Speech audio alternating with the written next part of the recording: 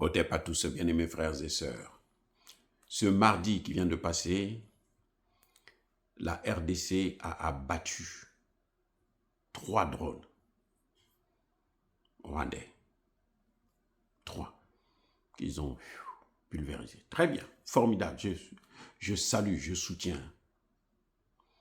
Il y a une autre chose que les militaires congolais ont fait, les FARDC. Ils ont bombardé une base au Rwanda. À Bugarama. Voilà, Bugarama, je pense. La ville, la localité, c'est Bugarama. C'est là, de là que partent les drones qui viennent souvent faire des dégâts en RDC. Cette fois-ci, la RDC a bombardé ça, cette base. Je ne pense pas qu'il y a eu trop de dégâts, mais en tout cas, ils ont quand même essayé. Alors, qu'est-ce que cela veut dire? C'est ça la solution au problème de la RDC. Malheureusement, c'est ça. Kofi Olomide l'a dit, nous ne sommes pas en guerre. C'est d'ailleurs depuis qu'il avait dit cette phrase-là que je me suis dit, ah, le gars maintenant commence à comprendre. Nous ne sommes pas en guerre. On dit, mais oh, Kofi Olomide, c'est que, pourquoi tu dis ça? Il dit, mais quand il y a la guerre, là, on t'attaque, toi aussi tu attaques. Mais nous, on nous attaque, nous on n'attaque jamais. Donc on n'est pas en guerre. Et c'est vrai. C'est vrai, je suis à 100% d'accord avec le grand Kofi. Que je salue d'ailleurs au passage. Je suis à 100% d'accord. Je ne sais pas pourquoi Tshisekedi ne veut pas écouter son peuple. Il préfère écouter les gens de l'extérieur qui en veulent à son pays. Donc, il y a eu ça, non? Ce que Kofi Olomide avait dit. Il y a un autre élément que Laurent Désiré Kabila avait dit. Il dit la guerre là va s'arrêter quand elle va repartir là où elle a commencé, c'est-à-dire au Rwanda. Mais Tshisekedi, en fait, il n'a pas confiance au FARDC, il n'a pas confiance en lui-même, il n'a pas confiance à la RDC. Parce que c'est le président qui est le plus aimé dans l'histoire de la RDC. Après la génération de Lumumba et Kasavubu et tout le reste là, machin, les Moïse Tshombe, Mobutu, c'était un dictateur qui tenait le pays de main de force. Donc, il a découragé tout le monde. Il a déçu tout le monde. Vous voyez? Kabila est venu, mais c'est lui qui nous a amené les Rwandais. Ils ont massacré plus que la population rwandaise. La population rwandaise, c'est autour de 13 à 15 millions de personnes. Ils ont massacré 21.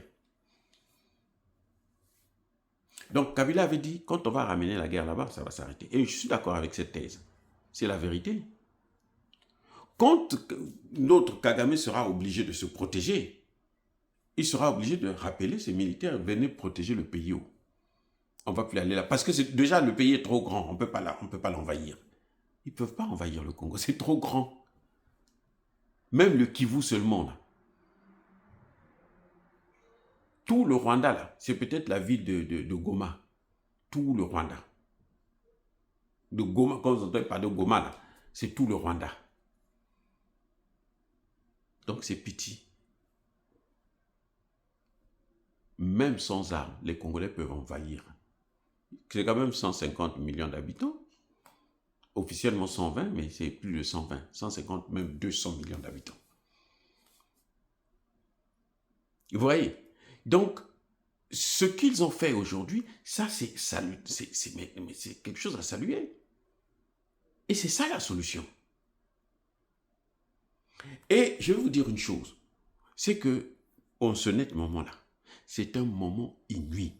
C'est une opportunité incroyable pour la RDC d'en finir avec Kagame. Ils peuvent envahir le Rwanda là. Personne ne va venir aider le Rwanda. Le Qatar est dans des problèmes. L'Arabie Saoudite est dans des problèmes. Les Émirats Arabes Unis sont dans des problèmes. Qui va venir les aider? Avec quelles armes? Ils en ont besoin au Moyen-Orient pour le proxy de l'oncle Sam, qui est en difficulté lui-même. Et puis il y a une résolution de l'ONU qui demande à Kagame de retirer ses troupes. Il y a des sanctions contre Kagame. Si le Congo envahit, bombarde, attaque le Rwanda, mais il n'y aura pas de problème. Je ne vois pas pourquoi on va faire de problème. Puisqu'il ne veut pas quitter le pays, alors il faut l'attaquer pour qu'il soit obligé de repartir chez lui. C'est en ce net moment, c'est le moment propice là, pour pouvoir libérer la RDC. Vous voulez libérer la RDC, c'est maintenant. Quand les choses sont floues. Les Européens, là, les Macron qui parlent là, hein? Macron ne peut rien faire pour Kagame. S'il pouvait faire quelque chose, il allait le faire pour comment on appelle, l'Ukraine. Il a dépensé le peu d'argent qui lui restait pour attaquer le Mali. Voilà. Donc, je crois que c'est une situation merveilleuse. Je pense que les FARDC, il faut les saluer d'avoir mené ces opérations. Entre-temps, ils ont aussi récupéré plusieurs localités encore. Le Vungi est complètement à 100% sécurisé par la RDC. Les Ouazalendo et les FARDC. Les combats se déroulaient autour de Minembwe, mais là encore, je pense que maintenant les choses se sont calmées. En faveur, bien entendu, des Ouazalendo et des FARDC. Soyez bénis, j'ai dit.